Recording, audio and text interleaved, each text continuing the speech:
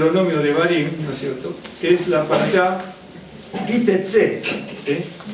La parashá Ki-Tetzé, y ya se lo voy a mostrar rápidamente, voy a ponerlo acá para que se me caiga rápido esto, Ki-Tetzé.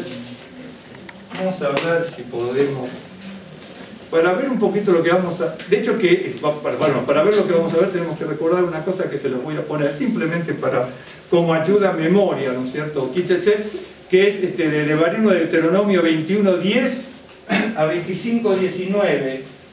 Y la Haftará es Isaías 54 del capítulo 54, verso 1:10. Isaías 54, 1:10 y para hacer el Deuteronomio 21:10, 25:19, ¿sí? Es hermosísima la Haftará también, pero bueno, hoy estaba tentado, en el buen sentido, hablar de la Haftará, pero el tiempo también no tenemos que... Bien.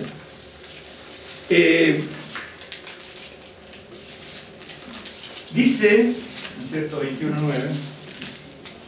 Leo rápidamente, 21:10. ¿Sí? Dije 21:10 o 21:9. 21:10, ¿no? Sí. Correcto, sí. No sé por qué tenía el 9 grabado. 21:10, es de ahí. Dice, cuando salieres, ahí ese cuando salieres es Ki-Tetzé. Ahora se lo anoto. Pues acá no vamos a hablar de esto, vamos a hablar de otra cosa. Acá hay varios temas para hablar, ¿no es cierto? Cuando salieres a la guerra contra tus enemigos y Adonai tu Dios los entregará en tu mano y tomaré de ellos cautivos, y vieres entre los cautivos alguna mujer hermosa y codiciada y la tomaré para ti por mujer, la meterás en tu casa y ella rapará su cabeza y cortará sus uñas, y así sigue el texto. Y entonces luego se va a hablar, está hablando de diversas leyes, porque son diversas leyes, ¿no? Parecen mezcladas y de hecho que están una detrás de otra, en el sentido que a veces no mantienen una temática, de hecho que salta de un tema a otro porque son distintos temas que va tratando. Habla del hijo contumaz y rebelde, que es largo entendido para hablar. Luego el capítulo 2 habla también siempre de diversas leyes, ¿no es cierto? Sobre todo habla de lo que es mezcla, que no tenemos, es lo que vamos a platicar un poco hoy. Y, bueno, leyes sobre la castidad, los que iban a ser excluidos de la congregación, las leyes sanitarias, leyes humanitarias, que es muy largo todo ese tema, ¿no? Habla de la lepra, etcétera, y tantas otras cosas, hasta el 25:19, ¿no es cierto? Cuando está la orden de exterminar a Amalek. Obviamente, cuando uno habla de estudiarla para allá, uno, digamos, así lo estudie, no sé, 20 horas por día durante 7 días, porque es lo que dura para allá una semana, jamás va a abordar ni la centésima parte de los temas, obviamente. Uno toma un texto, otro toma otro, y así uno va pasando la vida, ¿no? Es el estudio. En definitiva, eso es lo que es, ¿no?, el estudio de la Biblia, ¿sí? Y entonces, el Ki-Tetzé es esto, es la expresión Ki-Tetzé es cuando salieres, ¿no es cierto?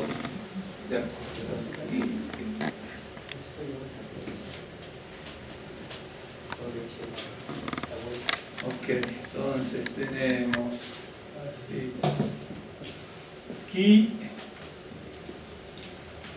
nada.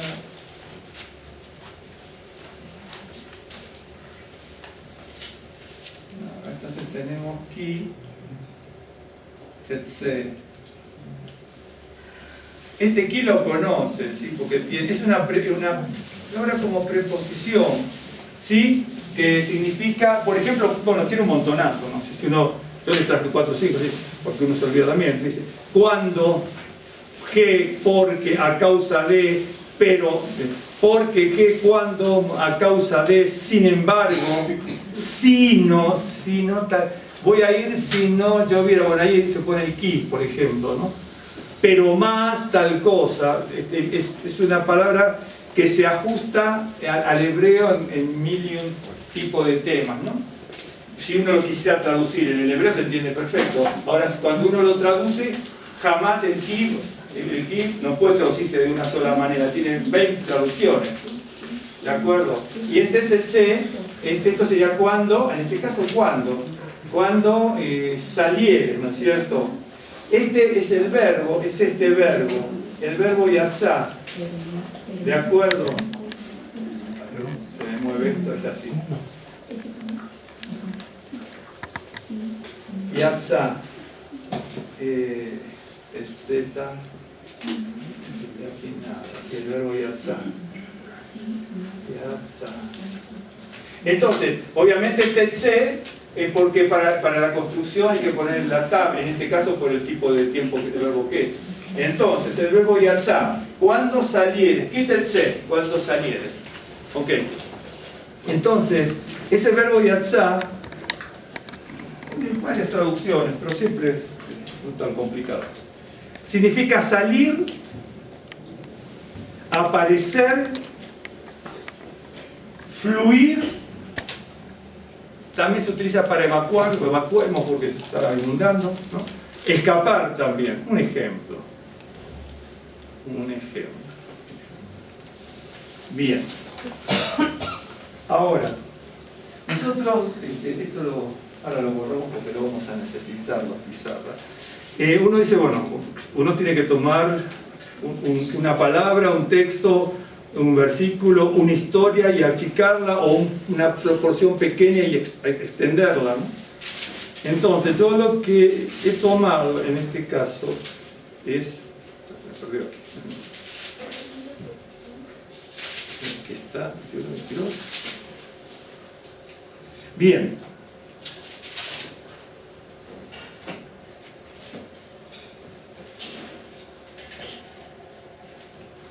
Acá donde está, por ejemplo, que a veces tanto la gente ha platicado, ¿no? Que no vestirá la mujer traje de hombre, ni el hombre vestirá ropa de mujer.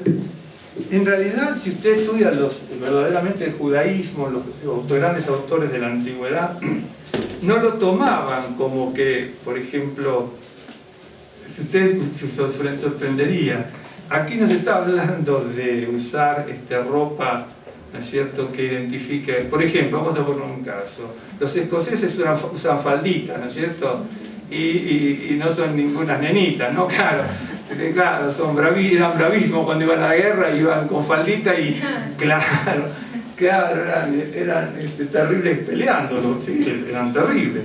Entonces no pasa por eso, en el judaísmo no pasa, veo que la gente dice, bueno, la mujer no hace pantalones, ¿no es cierto? Por ejemplo, si yo, cualquiera de nosotros nos pusiésemos, incluso los colores, ¿no es cierto? En un momento decían, bueno, el color rosa de la mujer, el azul de los niños. Entonces, si un varón de aquí nos ponemos camisa rosa, nadie nos va a confundir con una mujer. Obviamente que no. Entonces, el pasaje es mucho más elevado. El pasaje se está refiriendo al transvestismo, ¿no es cierto? A eso se está refiriendo. No se está refiriendo a usar algo, ¿no es cierto? De hecho, que no se usa. El hombre no usa ropa de mujer, la mujer no usa ropa de hombre, porque olvídense, por ejemplo, los que vieron, ¿te acuerdan cuando yo he traído también Shabbat esa grabación a pintura negra de mi bisabuelo? ¿Se acuerdan cuando se los traje? Bueno, era Rabino en Esmirna, mi bisabuelo, por decir abuelo, mi bisabuelo, está pintado a carbonilla, ¿no es cierto? Entonces, claro, porque es una pintura de 1880 y pico, 1890, creo, de mi bisabuelo. Y entonces, ahí usted va a ver, ¿no es cierto?, cómo estaba vestido él, cómo se vestía. Con una túnica de aquí para aquí. Tenía un cinto con una chaqueta que venía hacia arriba y con otra túnica grande que cubría la otra como una gran casaca.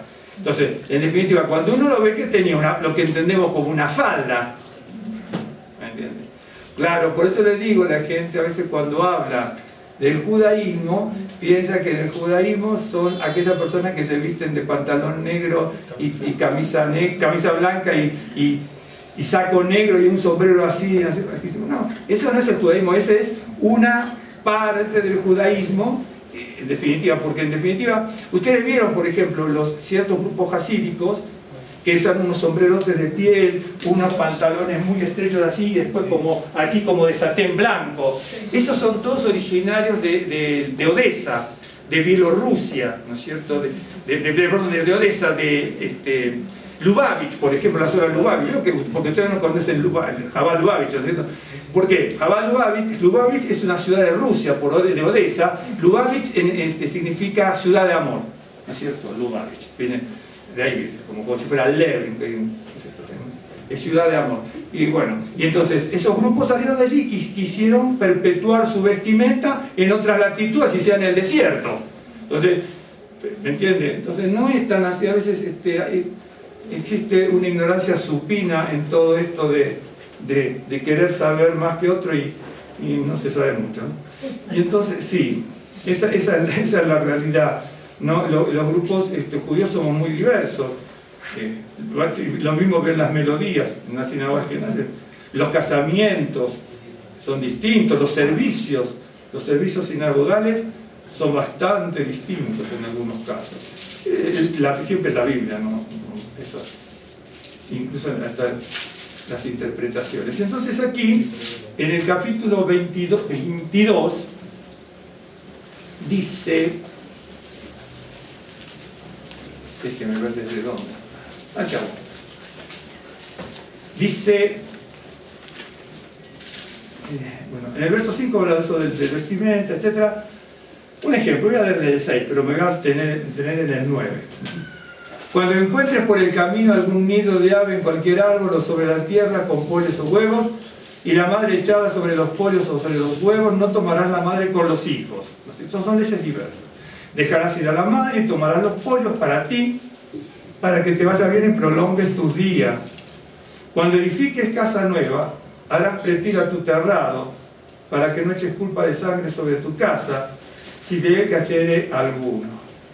Otra cambio, obviamente va a cambiar, todo va cambiando.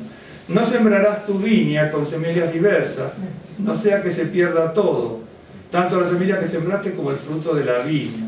Ahora también otra vez lo mismo, ¿cierto? De no juntar cosas.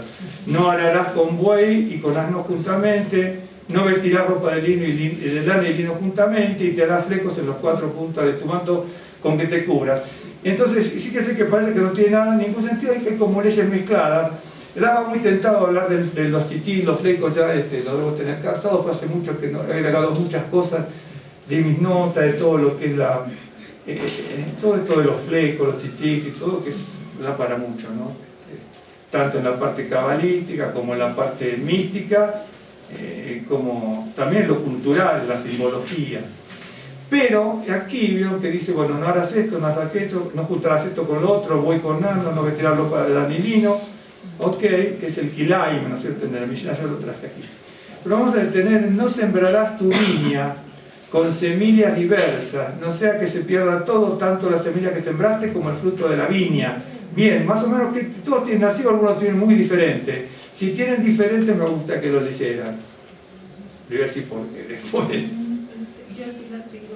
A ver, sí. No sembrarás tu viña de varias semillas porque no se deprave la plenitud de la semilla que sembraste. No sé qué, pero no alcancé a escuchar. Deprave. Deprave, correcto. Sí, ok. La semilla que sembraste y... ¿Cómo sigue el texto? ¿Para qué? No se deprave la plenitud de la semilla que sembraste y el fruto de la viña. Claro, la semilla que sembraste y el fruto de la semilla. Bueno, en realidad no es tan así ni como... Es así y que tampoco es tan esta. Incluso yo traje, no traje más versiones. Yo se iba a fotocopiar en la casa. Pero bueno, se me fue pasando. Porque el texto es más complejo. En hebreo es bien complejo. No el texto por palabras.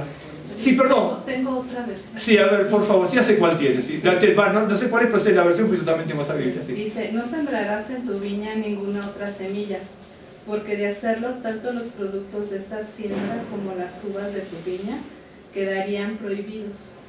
Sí, anda por ahí. En realidad, claro, anda por ahí, exacto. En realidad lo que dice que queda santificada, porque dice tikdash allí, pero tikdash, ¿no? Tienes tikdash, ¿no es cierto?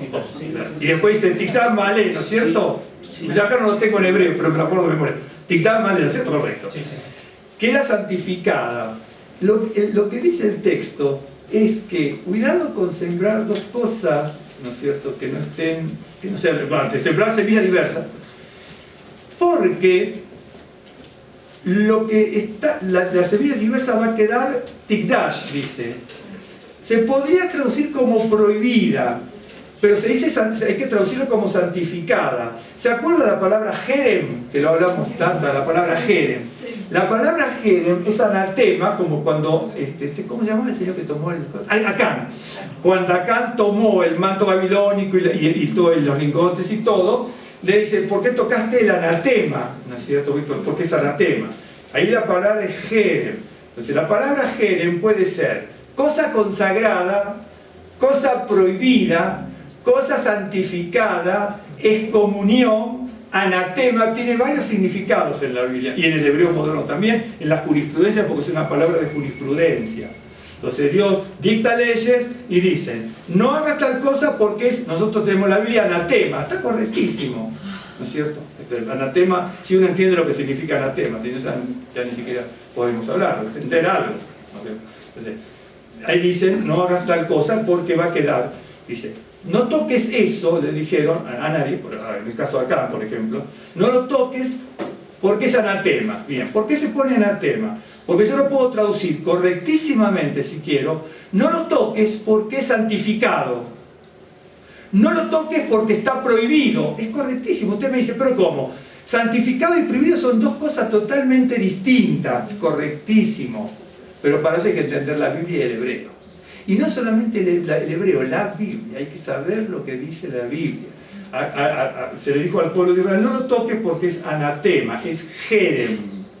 Y jerem puede ser consagrado, santificado, prohibido, excomulgado, y tiene 3 o 4 significados más en la Biblia. No parece tanto, pero tiene eso. Por ejemplo, no me acuerdo si en Esdras o en Nehemías, en alguno de esos, aparece también la palabra jerem, que en el caso de Acán, cuando toma el manto babilónico, se le pone anatema.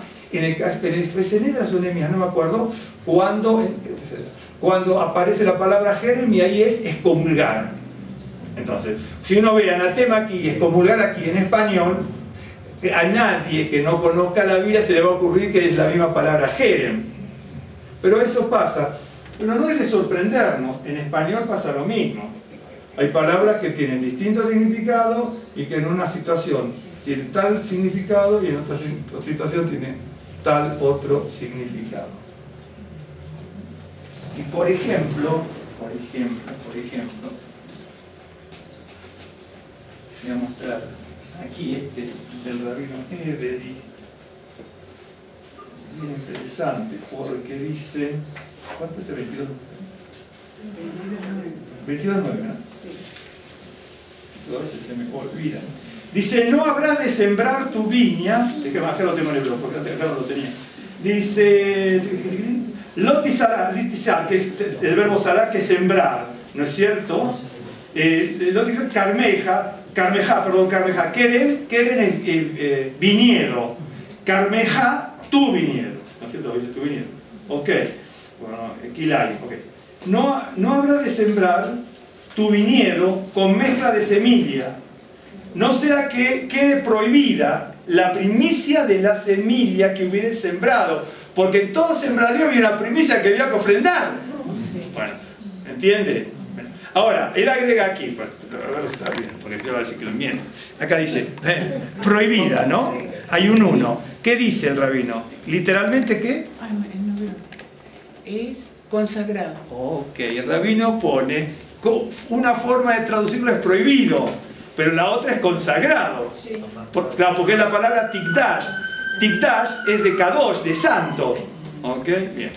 Okay. Por eso les digo, con las traducciones no es que estén mal. No es fácil traducir para entender el concepto. ¿Entendió lo que dice aquí? Porque usted lo leyó a lo mejor en su congregación 100 millones de veces y no saben ni de qué se trata.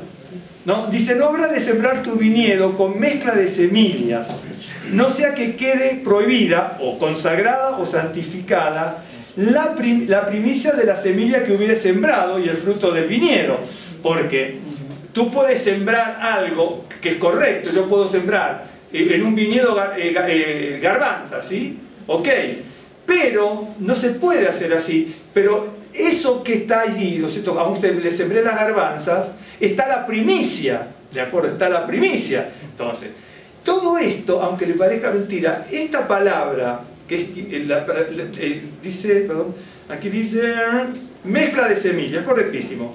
En realidad no son dos palabras en hebreo es una, es kilaim, ¿de acuerdo?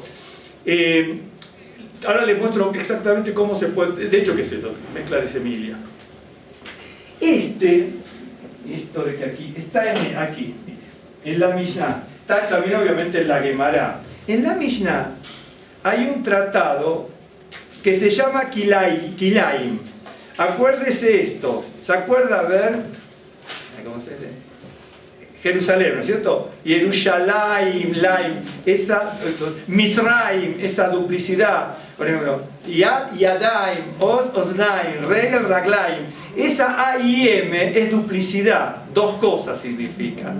Y aquí dice, ¿no es cierto? Titash, Malek, Kilaim. Entonces es una duplicidad. Porque acá dice semillas diversas. ¿De acuerdo? Pero en hebreo es una sola palabra. Ahora se los voy a mostrar. Y en la Mishnah hay un tratado que es Kilaim, ¿sí? Bien. Entonces dice, este tratado, aquí en este tratado, que no es grande, tiene 9 capítulos cortos, y acá no lo dice, pero los capítulos tienen fragmentitos, que se llaman, ¿se acuerdan ustedes? Yo lo dije 20 veces los miércoles. Mishnayot. Una Mishnah y Mishnayot, en plural, obviamente. Bien. Entonces, tiene 9 capítulos y, si no mal no recuerdo, 77 Mishnayot. Aquí es chiquito, pero las Mishnayot son chiquitas también, ¿ok? Creo que son los 77, si mal no recuerdo. Bueno, dice, este tratado desarrolla prescripciones sobre las prohibiciones de origen bíblico de sembrar en el campo semillas de 2 especies, de aparear o uncir bestias de 2 especies y de vestir tejidos de lana y lino o de doble especie. Y menciona los versículos. Levítico 19:19, ¿no es cierto? Baikra, o de Barín, Deuteronomio 22:9-11, que es lo que estamos viendo aquí. De estas 2 palabras nada más, y el texto, hay un montón de cosas. Por supuesto se amplía en la Gemara y se amplía después en un montón de pasajes, ¿no? Que están fuera de la Mishnah. ¿De acuerdo? Acuérdense, ya se lo voy a poner bien en el pizarro, lo tengo. Mishnah, ¿sí? Mishnah, bien digo, más Gemara. Mishnah más Gemara es igual al Talmud. Mishnah más Gemara es igual al Talmud. Dentro de eso, fuera de las épocas, se agregaron cosas que se llaman Baraitá o Tosafot, ¿no es cierto? Bien. Entonces, se agregan cosas que usted lo va a encontrar en los bordes de las páginas del Talmud, si tiene la oportunidad de tenerlo en su casa o verlo por internet. Bien.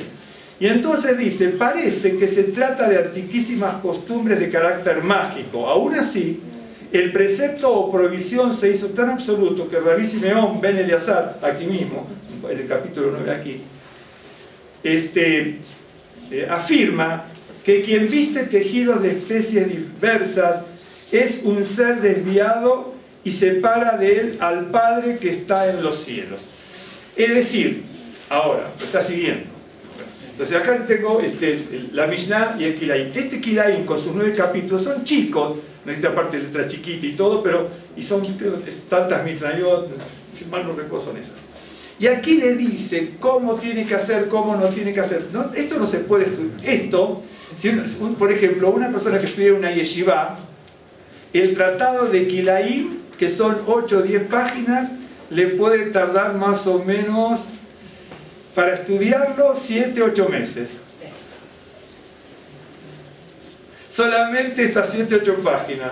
¿Por qué? Porque de acá tiene que saltar a otro texto, y a otro libro, y a otro rabino, y a otra interpretación. Entonces, por ejemplo, se lo muestro para que usted vea, miren. Si uno monta la vid sobre una parte de un árbol que produce fruto, está permitido, bueno, si uno monta una vid sobre una parte de un árbol que produce fruto, entonces, ahí, solamente con eso, los rabinos pueden estar hablando con ese texto 3 meses más o menos. ¿Por qué? ¿Cuándo? ¿Qué posibilidades hay? ¿Es solamente en Israel o fuera de Israel también? Y entonces, y ahí empiezan, sí, porque hay un precedente que no se puede hacer. Mismo en los campos de cultivo nuestros, tenemos que hacer eso nosotros. No podemos sembrar papa junto con jitomate y chile, no. Porque la tierra tiene distintos minerales y los componentes de las plantas pueden perjudicarse unos a otros, sacarle fuerza, un montón de cosas. Por ejemplo, vamos a poner un caso. Hace mucho, nosotros estábamos en el Paraguay con Rosa, ya se va a acordar, Rosa se va a reír. Entonces, yo no conocía nada de esto, no conozco nada. Entonces, unos amigos que tenían muchas plantas que nos hospedábamos siempre en su casa, gente también maravillosa como todos ustedes. Y entonces, dice, bueno, vamos a podar las parras, ¿no es cierto? Bueno, las vides, las parras.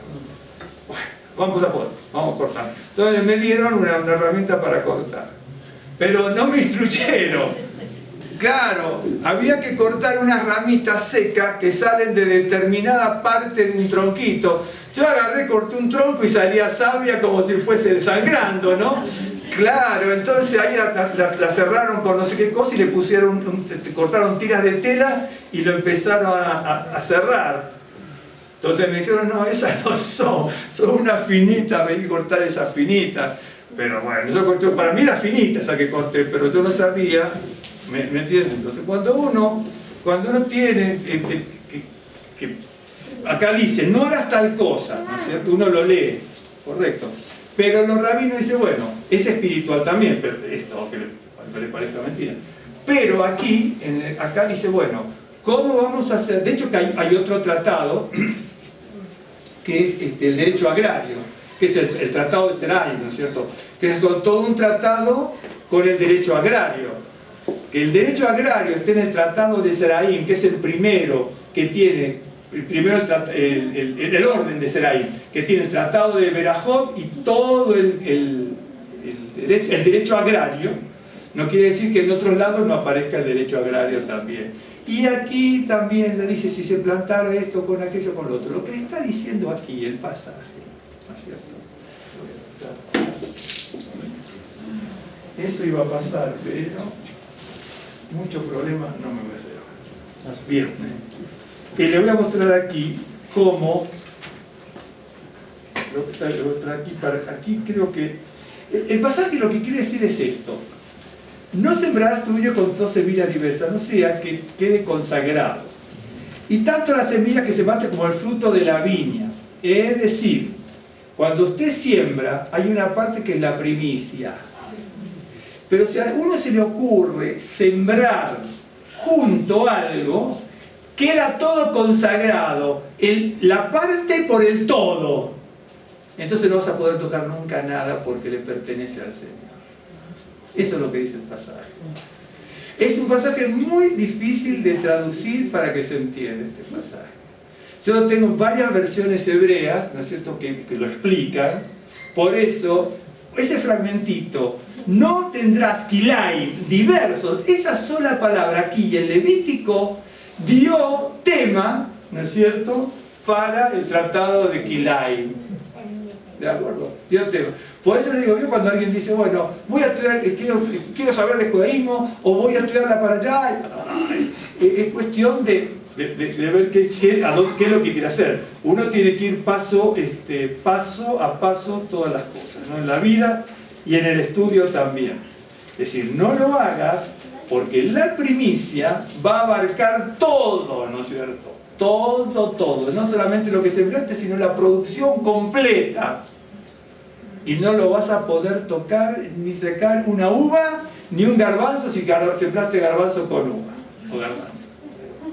Entonces, era bien delicado, ¿no? Y así pasa lo mismo, bueno, con Boiano. De hecho, que en la antigüedad, yo tengo un libro bien interesante que habla de cosas, culturas antiguas. Uno de los títulos es el folclore en la antigüedad y todo, y toma estas cosas también, aunque de otras latitudes de África toma, de Asia y de Medio Oriente también, toma estas cosas. Y sí había gente que hacía este tipo de cosas, ¿no? Entonces, por eso se dice así. Entonces, por ejemplo, aquí, y voy a seguir, porque si no, la 22.9, ¿no es cierto? 23, esto 22.9, aquí. 22.9.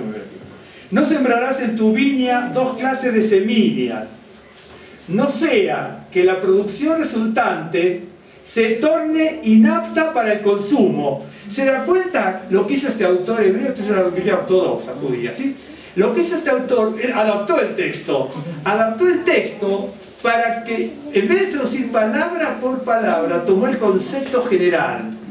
Porque si tú siembras junto, todo el producto no va a ser apto para el consumo. Y en realidad no dice eso, porque dice Tigdat Malés, ¿no es cierto? Queda prohibido todo, dice, ¿no es cierto? Pero usted va a ver cómo en el caso dice prohibido, puede ser consagrado, santificado. Entonces la idea es, no lo haga porque el primer perjudicado vas a ser tú, ¿no es cierto? Bien. Esto para que usted más o menos pase bien. Bien, le muestro algo rápidamente. A ver si lo traje aquí. Sí, aquí. Bien, después lo secaremos bien. Lo que le decía esto de la Mishnah, ¿sí? Es esta palabra que aparece allí. Ahí está, ahí abajito, ahí. Kilay, ¿no es cierto? Bien.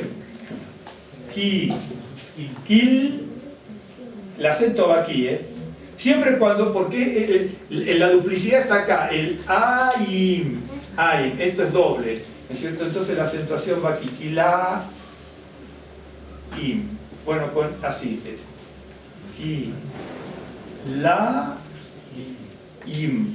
¿Por qué pongo Y y latina? Porque esta I, este punto aquí es I. Aquí adelante, I. Y este de aquí, Yim. Kilayim. ¿No es cierto?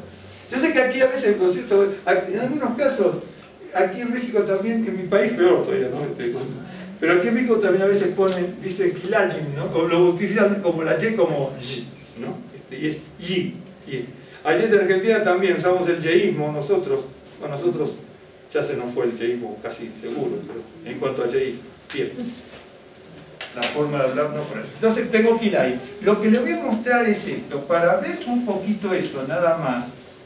Usted y yo tenemos que... ¿No lo copiaron? No, ¿no? No.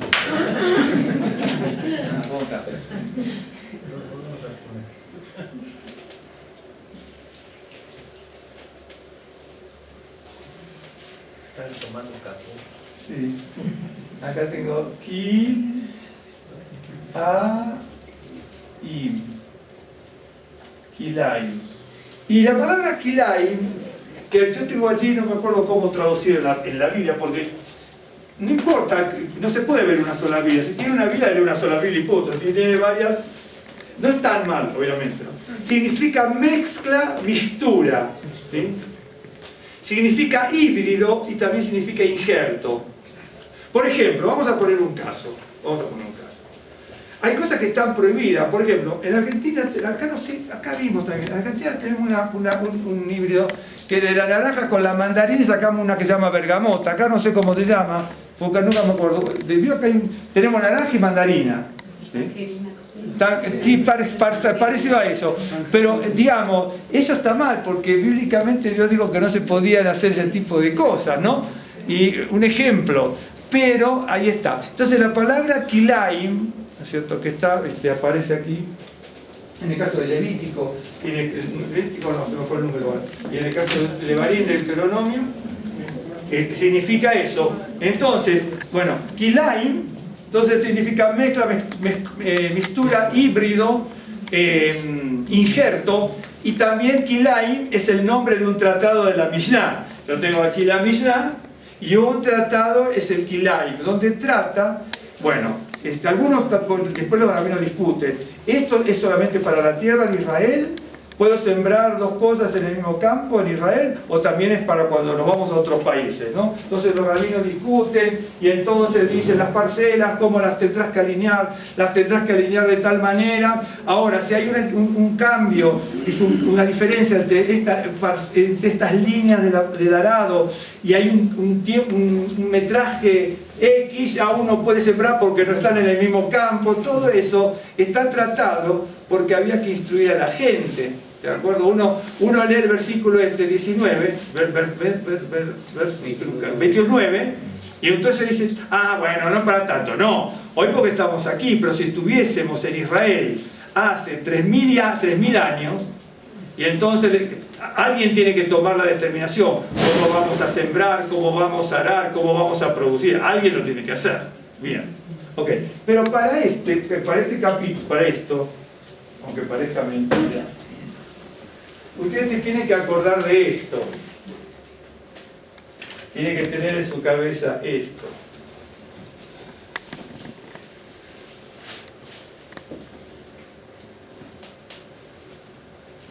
¿Se acuerda de esto? Sí.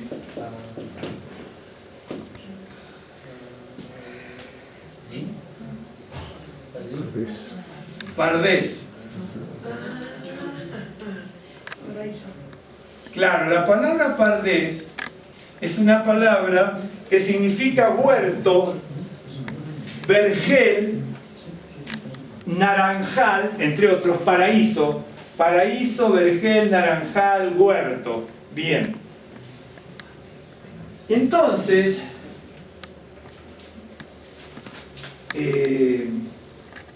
no traje los libros, bueno, no importa, porque era mucho peso.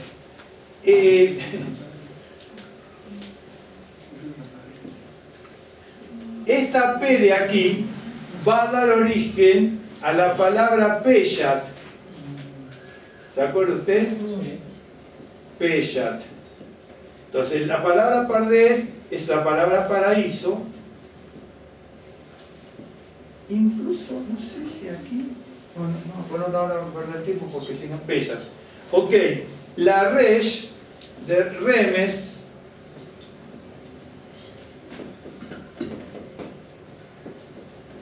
entonces uno tiene que tener esto en cuenta porque ahora te lo voy a mostrar porque en el judaísmo dice, bueno, yo no tengo que sembrar dos clases de semillas, juntar a distintos animales o mezclar ropa con dos tejidos distintos, correcto, pero también los rabinos lo ven en un sentido espiritual. Por ejemplo, dice, no plantarás dos semillas, ¿no es cierto? En la Biblia habla, dice, bueno, la planta que plantó mi mano, ¿no es cierto? Dice, porque dice, el Señor plantó una viña en una ladera, mi amado tenía una viña en una ladera fértil, la había cercado, desplegado y plantado de vides escogidas. Entonces, ¿quién es la semilla? Israel.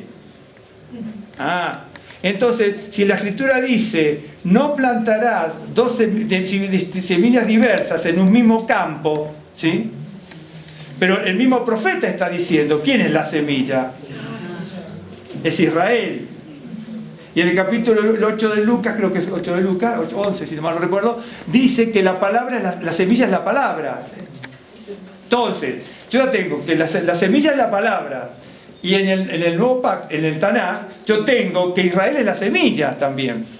Ok, cuando los rabinos ven que... ¿Me están siguiendo o no? ¿Sí? Cuando los rabinos ven que no se pueden sembrar semillas, bueno, yo tengo que tomar el sentido Peshat o el sentido Remes. Ahora se lo muestro completo. El sentido Peshat es el sentido literal. El sentido Remes es el alegórico de insinuación. Bueno, ya los rabinos antiguamente decían, bueno, en realidad no lo traje aquí. Sí, a ver si lo traje. Sí, lo traje, se lo voy a mostrar. Bueno, esto es muy escueto, ¿no? Pero no importa, es muy escueto. De hecho, que acá hay 4 casos de interpretación. Los casos de interpretación bíblica, hay algunos que se abren hasta en docenas. El todo por la parte no es alucinante. Entonces, le voy a mostrar esto para que vea. Si mal no recuerdo, está en la página 19, aunque esto es la marca es para otra cosa. Dice, hacia fines del siglo XIII, 1291, el estudioso Bajía Ben Asher de Zaragoza destacaba que hay 4 metros para interpretar. Él viene de 1291, pero él dice, no lo inventó, él retomó las enseñanzas de siglos y siglos y siglos y siglos. Entonces, de Zaragoza, porque eran todos sefaradí de España, por eso se llama... Bueno, dice 4 métodos para interpretar las escrituras conocidos por el acrónimo Pardés, que corresponde a las caracteres hebreos, la P, la Resh, la Dalet, la Samet. Ahora se lo voy a poner. Bien. Bueno, y acá dice lo que significa cada uno, ahora se los pongo, pero ahora les voy a mostrar. Bueno, entonces pone 2 ejemplos aquí de cómo es interpretación.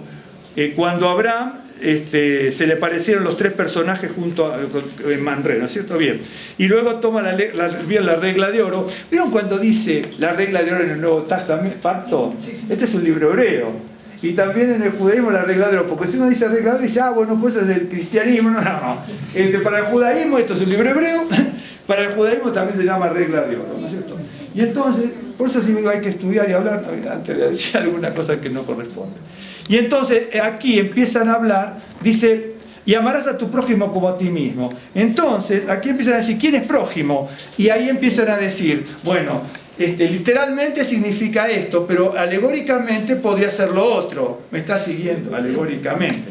Entonces algunos dicen, bueno, no puede ser que diga tal cosa o tal otra. Mire, le voy a mostrar algo aquí para que vean. Mire, Rashbam dice, también planteó el problema. A ver, está aquí por aquí.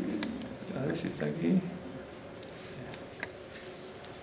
Esto no, por aquí, está por aquí. Bueno, por acá dice, bueno, esto no. El de Rashbam no nos interesaba, porque venía con el tema de aquí anteriormente. Y entonces dice,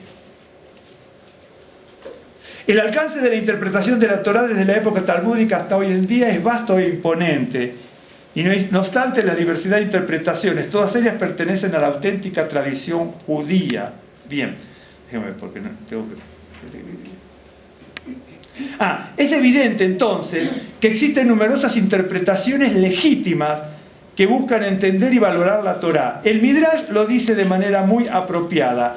Hay 70 caras, hay 70 facetas de la Torá. Así que, ¿me está siguiendo? Hay muchas formas de cómo ver las cosas, porque la palabra, amarás a tu prójimo, ¿prójimo qué es? Un israelí, prójimo significa, la palabra prójimo significa el próximo, el que está al lado. La palabra prójimo significa el que está al lado tuyo.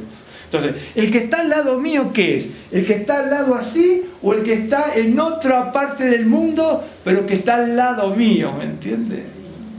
Por eso le digo, por eso digo, cuando uno lee la Biblia, dice, amarás a tu prójimo. Hay muchas formas de interpretar. ¿Quién es tu prójimo? Prójimo significa el que está al lado mío. Ahora, por el otro lado, interpretan los rabinos. ¿Quién es el prójimo? Porque la palabra tiene un concepto teológico. ¿Quién es el prójimo? El que piensa igual a ti, o también aunque disienta contigo, es tu prójimo. ¿O quién es tu prójimo? Porque dice, amarás a tu prójimo como a ti mismo. Bueno, ahora mi prójimo me puede hacer una estafa millonaria, ¿no es cierto? O herirme con un cuchillo. Pero también si es mi prójimo, ¿quién es el prójimo? ¿El que hace bien o también el que hace el mal? Y si hace el mal y es mi prójimo, lo tengo que amar igual que a mí mismo. Por eso le digo, ¿me está siguiendo? Todo eso los rabinos lo debaten, solamente esas dos palabras la debaten con este tema de Pardés. Pero es cierto, ¿no es cierto? Y a Yeshua le planteaban esos temas, ¿no es cierto? ¿Y qué le dijo? Vio que acá dice 70 caras. ¿Qué dijo Yeshua cuando había que perdonar? Entonces tú vas a tener 70, un ejemplo, pongamos 70 formas que te van a hacer distintas formas, son 70 formas de mal que te pueden hacer y bueno, vas a perdonar 70 veces. Un ejemplo, significa un número grande y punto, ¿no es cierto? No mucho. Tenía también otro libro interesante, bien. Ahora les muestro esto, aunque los de abajo no nos interesan, ¿no? Y ahora se los muestro, ¿sí? Rápidamente, y les voy a tomar el tema rapidísimo. La otra, la Desh, perdón, la Desh. El segundo es Peshat, que pusiste por ahí. Peshat, acá es Peshat, así me puse parte que tonto. Es Peshat, sí. Peshat. Sí, Remes, Peshat, Remes, y aquí entonces tengo Derash, ¿no es cierto?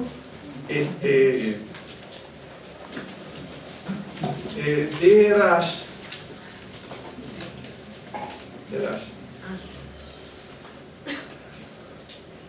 Derash. Ok, es la que sale de aquí. Y la Same esta de aquí, es Sot, ¿no es cierto? Sot. Vamos a poner aquí. Sot. Ok. ¿Vino cuando dice usted, a lo mejor estuvo pensando, acá dice Derash?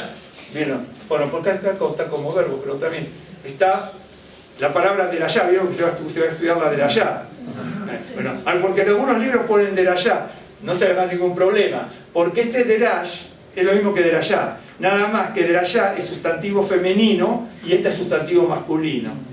¿De acuerdo? No hay ningún problema. Porque como termina en hey, la otra, ese es el sustantivo femenino, y este es sustantivo masculino. Entonces yo tengo Pardés, Peshat, Remes, Derash y Sot. Ok. La palabra Pardés significa paraíso, huerto, también huerto.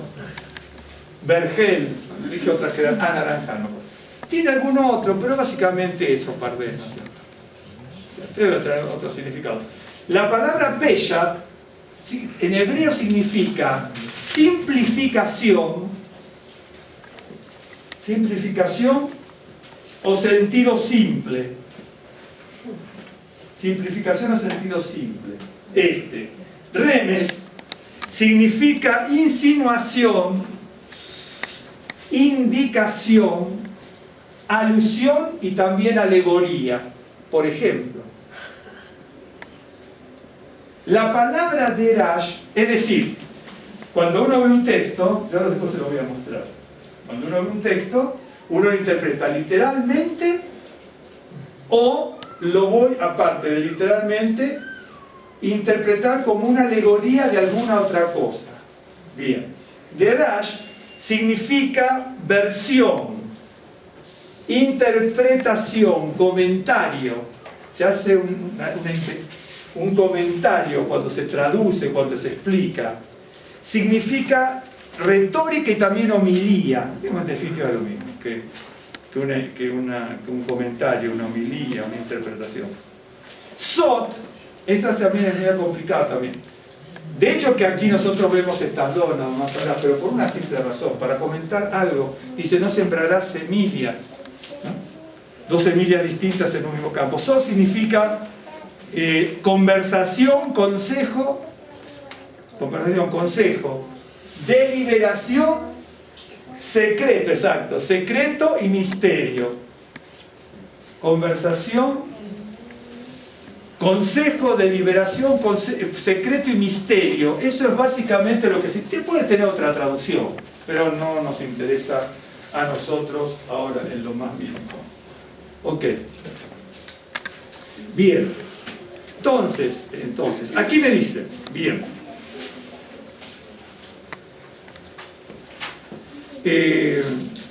No sembrarás tu viña con semillas diversas. No sembrarás tu viña con kilaim. No sembrarás tu viña con kilaim para que no quede santificado, consagrado o quede prohibido o no apto para el consumo. Porque si tú, cuando siembras algo, tiene que tener tu primicia. Ok, pero como sembraste dos, esa primicia hasta del otro queda consagrada. Pero como sembraste así, no solamente la primicia queda consagrada, sino todo el producto no lo vas a poder tocar nunca. Y queda consagrado para Dios. ¿De acuerdo? Todo es para el Señor. Entonces, algunos, bueno, van a decir, bueno, pero ¿por qué son tan rigurosos? Bien, entonces, acuérdense, creo que, no me acuerdo el número, pero creo que en Isaías 5, cuando decía, tenía mi amado una ladera fértil, Isaías 5, no sé si se acuerdan ustedes, que es lo que me nombré antes, ¿no? Sí. No tengo muchas ganas, ahora voy a buscar. Isaías 5 decía, tenía mi amado una ladera fértil, la había desplegado, sembrado y plantado de vides escogidas, y había hecho un lagar y una torre, ¿no es cierto? Y esperaba que diese uvas hermosas y de uvas silvestres. Entonces, la semilla es el pueblo de Israel. En Lucas, cuando Lucas está explicando la parábola del sembrador, Lucas es el único creo que lo dice eso, si mal no recuerdo. Ahora, no importa el texto, ahora dice, la semilla es la palabra. Quiere decir que si yo lo tomo en sentido literal, tengo que ir, por ejemplo, al campo y ver que no hago esto y no hago aquello. Lo tomo en sentido de remes, insinuación y alegoría, ¿no es cierto? Insinuación y alegoría. Entonces, allí, yo la sé que el pueblo de Israel es la semilla. Quiere decir que si el pueblo de Israel es la semilla y no se puede sembrar en un mismo campo dos semillas, que está, el campo es la tierra, quiere decir que en la tierra el pueblo de Israel no se puede juntar con las cosas del paganismo. La semilla es la palabra, dice. Si yo no tengo que, el texto que yo leo recién me dice que no tengo que sembrar dos semillas de distintas cosas en un mismo campo. Entonces, si la palabra es la semilla, quiere decir que yo no tengo que mezclar la semilla de la palabra de Dios con cualquier otra cosa que me quieran meter. Ahora, ¿se da cuenta de lo que es literal y lo que es remes? Remes es el campo, no puedo poner berenjena, ¿no es cierto?, con limón en el mismo campo, no lo puedo hacer. Saco la parte literal. Yo ya sé que la palabra semilla ahí es alegórica también, porque la Biblia me lo dice. El pueblo de Israel es la uva, ¿no es cierto?, la vid sembrada por Dios. Entonces, si el pueblo de Israel está sembrado en el campo es el mundo. De hecho, que las parábolas del sembrador hablan de eso, del campo, ¿cierto? ¿Se acuerdan cuando una persona va al campo y encuentra un tesoro? Y lo esconde? Bien. ¿Cuál es el campo? El campo es la tierra de Israel ahí. ¿El tesoro qué es? Es el pueblo judío. Y lo escondió hasta que venga la redención completa de los gentiles. Y una que ver que esté la redención completa de los gentiles, saca el tesoro de adentro del campo. Ahí se da cuenta lo que es. Está la parte literal del tesoro, el campo y todo eso, y la parte remes, que es la parte alegórica. ¿De acuerdo? Bien. Ok. De esto, de no mezclar, esto que está en Levítico, creo que 19, y en Deuteronomio 22, 9, ¿sí? De estas dos pequeñas palabritas, porque son dos pequeñas palabritas, esto mismo aparece por toda la Escritura. Si usted leyera Proverbios, se sorprendería que la cantidad de proverbios que hablan de no sembrar, de no hacer cosas, no te juntes con el pecador, no te juntes con el necio, no te juntes con el chismoso, no te juntes con esto, no te juntes con el otro, rechaza. ¿Qué está viendo ahí? Dos semillas juntas, está lleno la Escritura. Por eso está la parte literal, ¿no es cierto? Y la parte alegórica, la parte ya interpretativa, ya más complejo, y se hace de ahí saltan los midrashim y todo eso. Les muestro algo rápidamente y luego se los voy a mostrar. Por ejemplo, si usted va a Jeremías,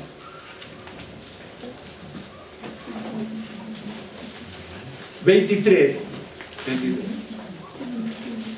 Voy a hacer un pequeño comentario y después tengo que saltar, porque tengo unos ejemplos, toda la Biblia es así. Lo que pasa es que a veces uno no está acostumbrado a estudiar la Biblia, uno está acostumbrado a leer o a tomar alguna otra cosita, pues en realidad es muy sencillo. Tengo dos versos que me dicen no mezclar, ¿no es cierto? Aunque también dice de los animales y de la ropa, etc. Pero es no mezclar. Bien. Entonces, en la Biblia dice, los rabinos dicen que están estos sistemas, pero en la Biblia misma está la semilla que el Señor plantó al pueblo de Israel como semilla. Por lo tanto, haciendo la alegoría de Deuteronomio que acabamos de leer, el pueblo de Israel no se puede mezclar con las naciones del mundo. No puede hacer tratados tampoco con las naciones del mundo. Daniel está diciendo, ¿no es cierto?, el profeta, van a ser tratados pero no se van a unir nunca. No se van a unir nunca.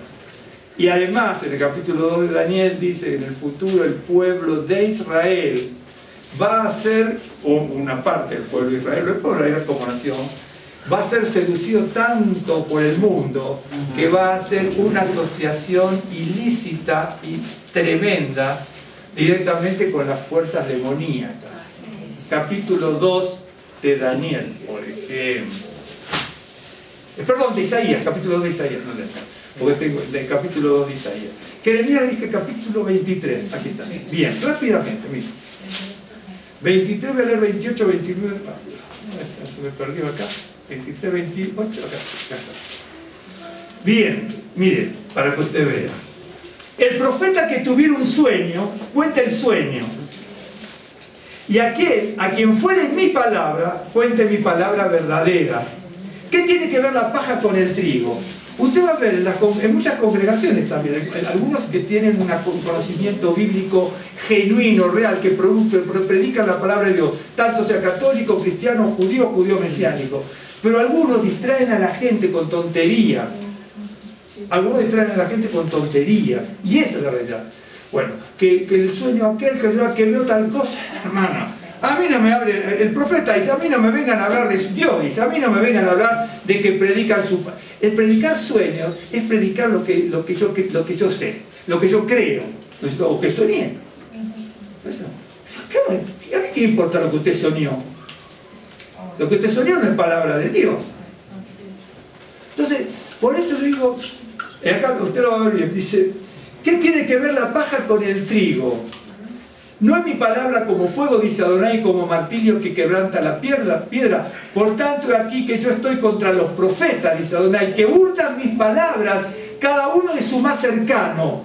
Es decir, yo estudio, ¿no es cierto? Yo estudio, entonces alguien, bueno, si lo toma es lícito. Entonces, los profetas decían, bueno, los profetas tenían una buena reputación, algunos, otros...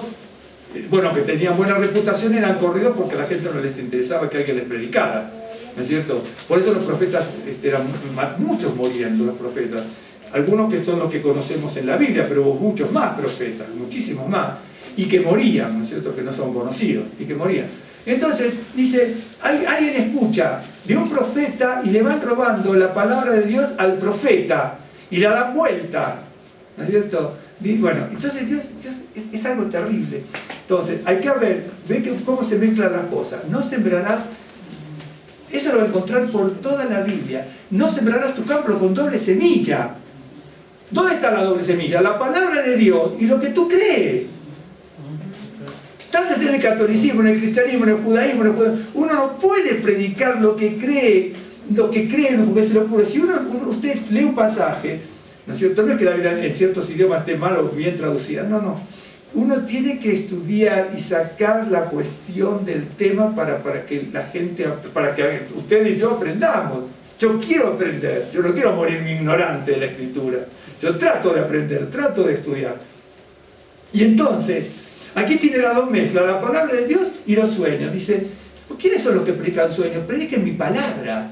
No prediquen lo que ustedes suponen. No, prediquen mi palabra. Dice, ¿qué tiene que ver la palabra, la paja con el trigo? Entonces usted se va a fijar, esto es larguísimo esta parte, pero te lo voy a mostrar. Ya aquí, le voy a leer el verso 12. La vez pasada lo leímos por otra razón. Aquí se va a ver el bajo nivel moral. Voy a leer el texto directo. El bajo nivel moral que Dios veía en los predicadores de Israel. Miren, en el mismo capítulo, en el verso 12, verso 13. En los profetas de Samaria he visto desatinos. Profetizan en nombre de Baal, hicieron errar a mi pueblo de Israel. Y en los profetas de Jerusalén, en el sur, he visto torpezas, cometían adulterios y andaban en mentira. Fortalecían las manos de los malos para que ninguno se convirtiese de su maldad. Me fueron todos ellos como Sodoma y sus moradores como Gomorra. Por tanto, así ha dicho Adonai de los ejércitos contra aquellos profetas. Pero estos profetas eran las que la gente tenían como bueno. ¿Saben? Son como muchos predicadores del catolicismo, cristianismo, judaísmo mesiánico, que dicen cualquier cosa y la gente los aplaude.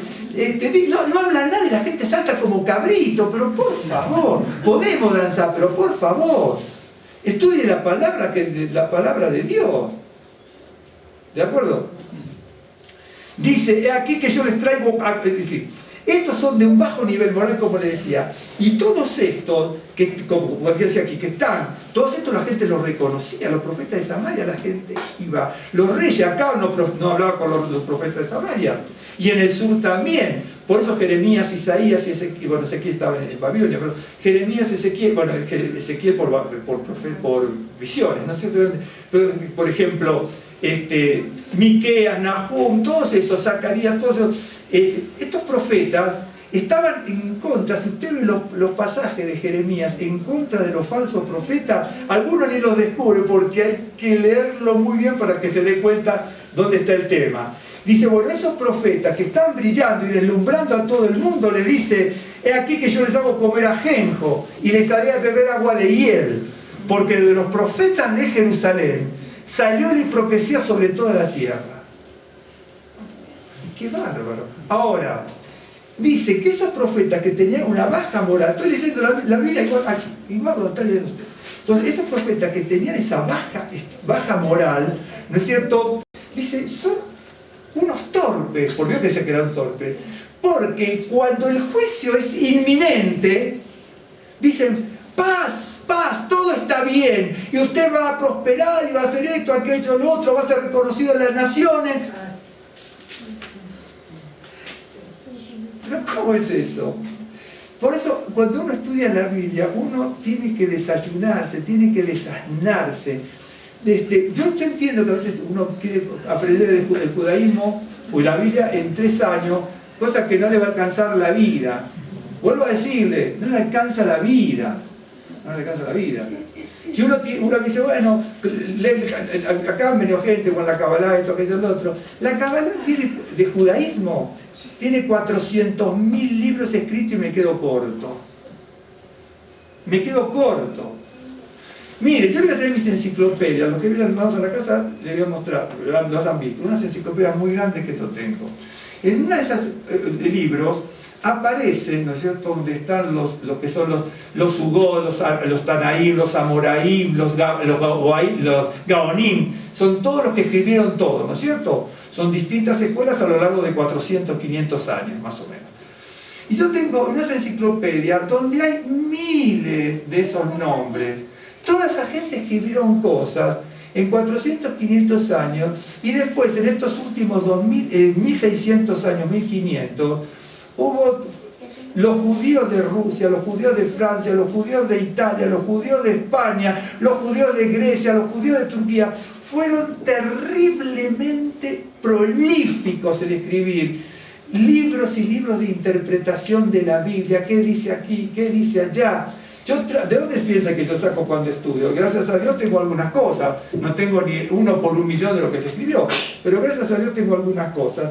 Y entonces le dice aquí, los profetas que se creen sabios, en vez de pronunciar mi palabra, están casi profetizando a Baal, le dice. Y los otros son unos torpes, dice los del sur, dice que son como Sodoma y Gomorra profetizando. Entonces, verso 16, así ha dicho Adonai de los ejércitos, no escuchéis la palabra de los profetas que os profetizan, os alimentan con vanas esperanzas, hablan visión de su propio corazón, no de la boca de Adonai. Bueno, es lo que yo digo, que profetizan más cuando el juicio es inminente. Dicen atrevidamente a los que me irritan, Adonai dijo, paz tendréis. Y a cualquiera que anda tras la obstinación de su corazón dicen, no vendrá mal sobre nosotros, sobre vosotros. Porque ¿quién estuvo en el secreto de Adonai y vio y oyó su palabra? ¿Quién estuvo atento? El secreto ahí es la palabra sod, ¿no? ¿Quién estuvo atento a la palabra y la oyó? Es decir, estos profetas que les endulzan el oído, que dicen paz cuando el juicio es inminente, dice, esos profetas, dice que ustedes escuchan por todos lados, no están en el secreto de Adonai. No están en el secreto. ¿Se acuerdan la palabra sod? Que era deliberación, consejo, misterio, secreto. Es decir, tengo que estar en el consejo de lo que es la palabra y la deliberación de la palabra del Señor para entrar en el secreto y desmenuzar lo que Él me quiere decir. ¿Vio que le dice?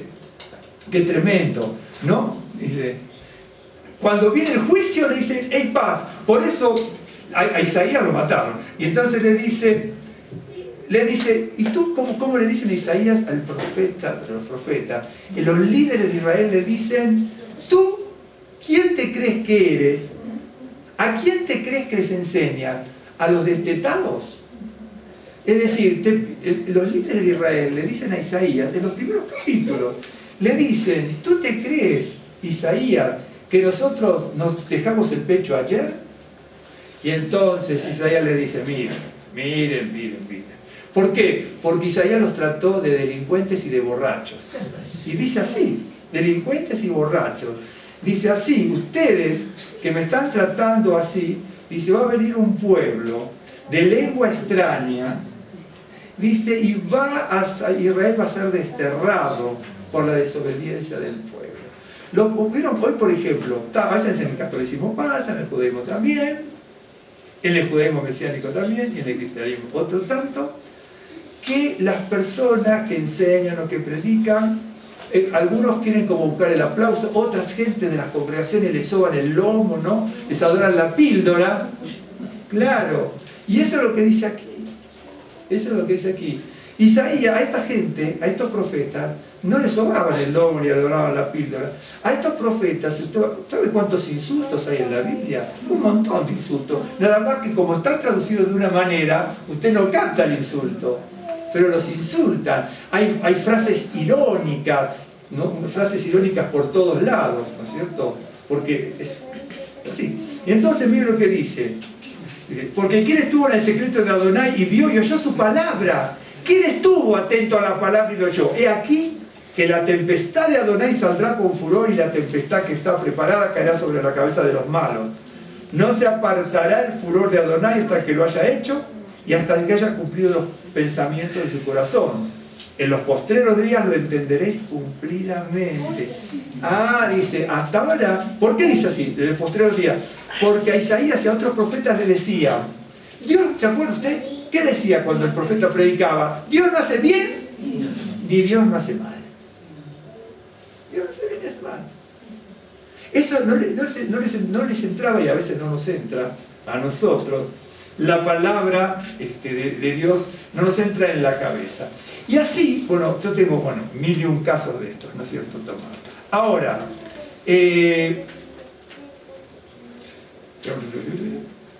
sí, mira, Lucas, lo tenía anotado aquí, ya te le dije Lucas 8:11, ¿no? Es la mala semilla que puedes, la mala semilla es una enseñanza, dice la palabra de Dios, es la semilla, la Lucas 8:11, ¿no es cierto? Y por ejemplo, aquí, le voy a tomar esto para que vean bien. ¿Se acuerdan de Génesis 15? Simplemente esto, ¿no? Como dato. Usted me había olvidado de memoria. Génesis 15:5 dice, y lo llevó afuera y le dijo, mira los cielos y cuenta las estrellas si las puedes contar. ¿Se acuerdan de este pasaje? ¿Se acuerdan que no significa lo que dice aquí? ¿No? Bueno, para luego les comento algo rápidamente porque ustedes a lo mejor no entendieron, sí entendieron mejor que yo el pasaje Le dice, y lo llevó afuera y le dijo, mira ahora los cielos y cuenta las estrellas, si las puede contar, y le dijo, así será su descendencia. Bueno, lo llevó afuera de donde, de la casa, perfecto, de la casa entre comillas. Abraham tenía dudas en el pasaje anterior de que iba a tener hijos, ¿se acuerda usted? Venía de Babilonia, en Babilonia se leía el masal, la palabra hebrea para significar suerte, pero la palabra masal en hebreo significa astro, estrella, destino y suerte. Vendría de Babilonia, y los astrólogos de Babilonia, cuando le leyeron el masal, lo que aquí sería la carta astrológica, le tenían que haber dicho que no tenía hijos. Y entonces le dice, sal de tu casa y mira las estrellas. No podía mirar las estrellas, y menos contarlas, porque tenía que ser un astrólogo de Babilonia el único que puede contar las estrellas. Y entonces, lo que le está, sal de tu casa, ¿sabe lo que le está diciendo? Sal de tu casa astrológica. Las estrellas no tienen destino sobre ti. Si tu masal, tu carta astrológica te dijo que no vas a tener hijos, tú vas a tener hijos porque el que gobierna aquí las cosas soy yo, dice Dios, y no las estrellas dominio sobre ti, le dice. Eso es lo que le está diciendo, ¿no es cierto? Por eso después le va a decir, yo que te saqué de Ur de los Caldeos. Ur es la ciudad de Ur, ¿correcto? Pero ahí significa otra cosa. Ahí se puede traducir como fuego. La palabra Ur significa fuego. Le está diciendo, yo te saqué del fuego de los caldeos. Te saqué de su astrología. Por eso sal y cuenta las estrellas. Así va a ser tu descendencia. Perfecto. La descendencia, aquí dice descendencia, ¿correcto? ¿Cuál es la palabra descendencia aquí? Es la palabra zera, semilla, simiente. Sí. ¿Me está siguiendo? La palabra descendiente es la palabra zera, que significa semilla, simiente. Correcto. Bien. ¿Pero qué leímos en Deuteronomio? Que no mezclarás dos semillas en un mismo campo. Entonces la descendencia de Abraham es una semilla que la plantó Dios. ¿De dónde lo sacó? De uno de los caldeos, para que no se mezclara. Quiere decir que el hombre, el ser humano que Dios creó, no se tiene que mezclar con el paganismo. ¿Está siguiendo? Uno es lo literal, lo otro el remes. Entonces acá dice descendencia, en otros dice simiente, pero en hebreo es semilla, semillita. La misma palabra que aparece en Deuteronomio 22:9 o en Levítico 19, es la misma palabra, y en tantos otros pasajes. Semilla, bien. Entonces, ¿qué va a hacer? Que Israel es la semilla, la uva, te planté como una vid. ¿Qué dice el Salmo? Hiciste venir una vid de Egipto y la plantaste y extendió sus sarmientos por todos lados.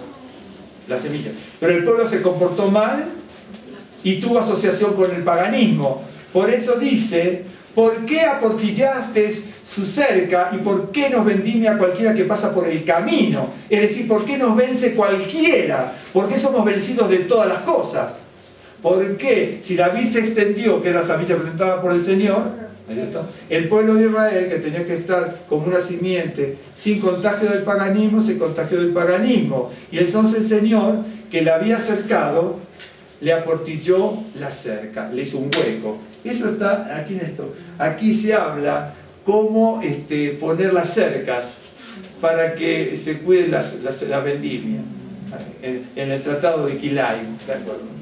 Bien, por eso le digo, uno tiene que ir asociando, pero les voy a comentar, para terminar, tengo 1001 temas aquí con todo esto, los distintos frutos que aparecen y todo, pero voy a contar algo, a ver si usted lo pescó como yo, o si no lo pescó.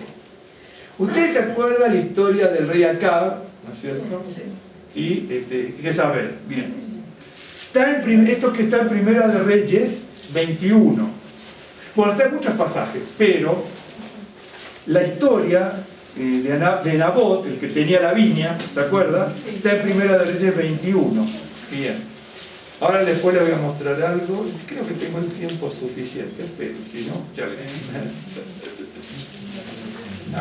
Miren. Primera de Reyes 21. Bien. Yo no sé si usted conoce bien, si estudió, la historia del rey Acab.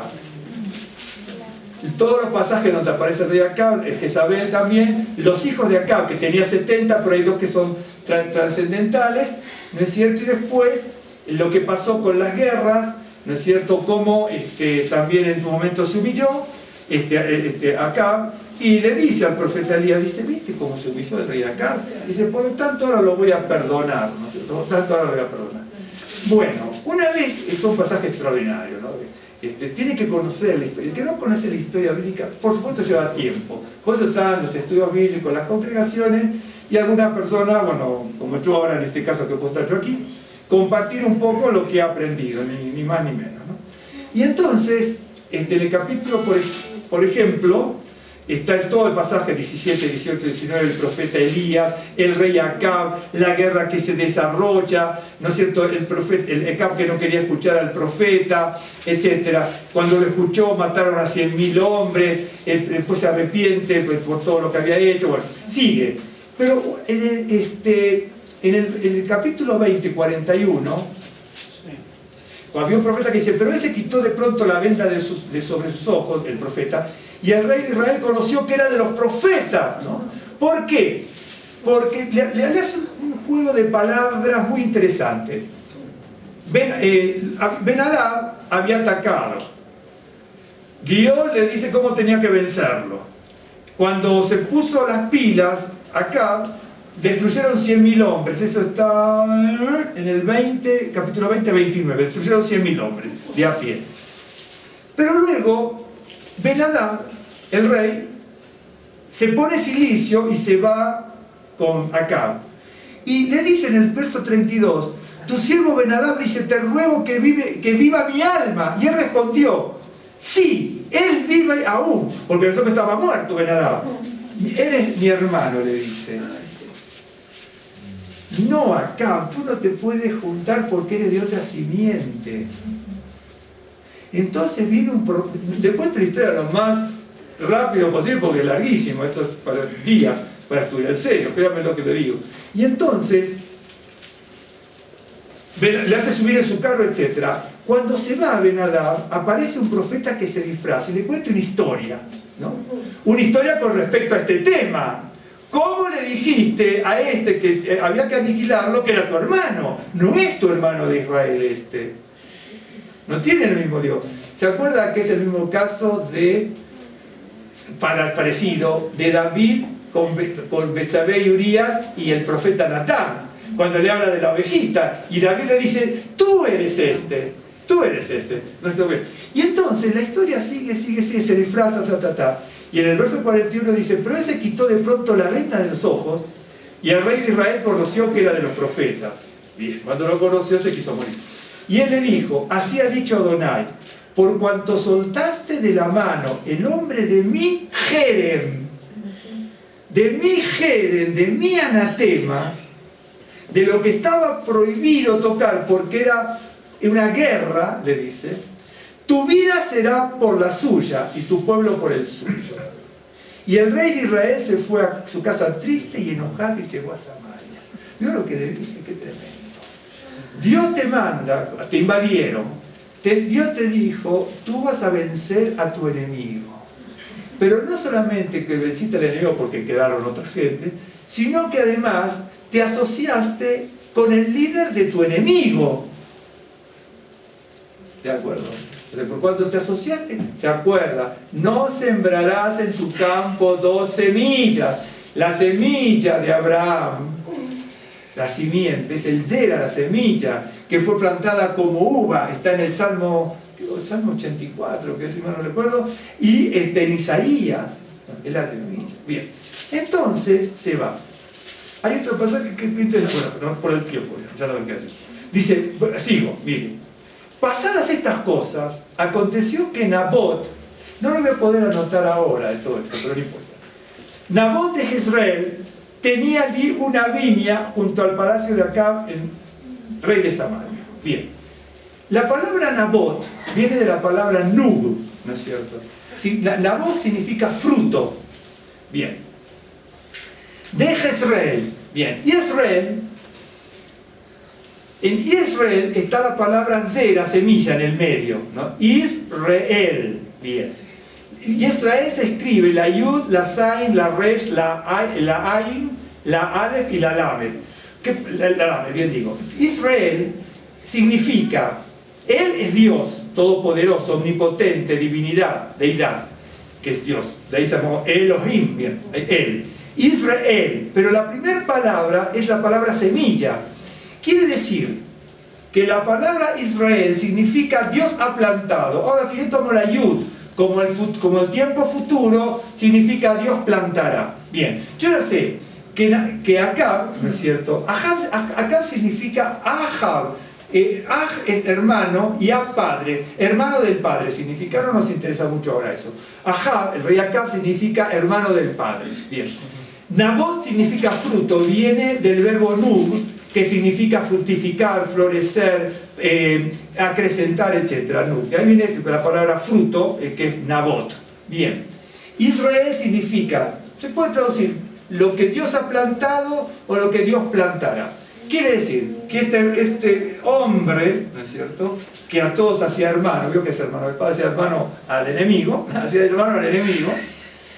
está al lado de alguien que produce fruto en un terreno, Israel, que significa Dios planta, Dios ha plantado, Dios plantó, o Dios planta, o Dios plantará. Porque la yud indicaría, de Israel, la yud en este caso indicaría tiempo futuro. Se podría considerar como tiempo futuro. De hecho, que en el futuro sembrar se pone con yud, en el futuro, para la tercera persona, masculina del singular. Ok, bien. Entonces, yo ya sé que este hombre, que es un corrupto, ¿no es cierto?, para el pueblo de Israel, está al lado de otro que produce mucho fruto y que está en el campo que Dios siembra. Y cuando Dios siembra, siempre hay prosperidad, porque Dios ha sembrado. Pero lo que Dios ha sembrado, en el campo lo que Dios ha sembrado o sembrará, las dos son lícitas en este caso. Hay un hombre que tiene mucho fruto, que está al lado del campo de un corrupto. ¿Me está siguiendo? Y no se pueden mezclar. No se pueden mezclar. Bien. Por eso Dios cuando... Y de hecho, que usted lo va a encontrar en el Nuevo Pacto también muchas veces, de muchas formas. Vio cuando Yeshua vio que sus discípulos no pudieron hacer ciertas ciertas obras que le pedía a la gente y la gente demandaba de los discípulos, oren por esto, oren por aquello, y no podían actuar los discípulos. Y vio lo que dice Yeshua, dice, por vuestra poca fe no lo pudieron hacer. Oh, ahí está. Quiere decir, ahí lo encuentra de nuevo, que la poca fe, ¿no es cierto?, no puede estar al lado de una persona creyente, no puede haber. Lo mismo que les digo, las dos semillas, otra vez.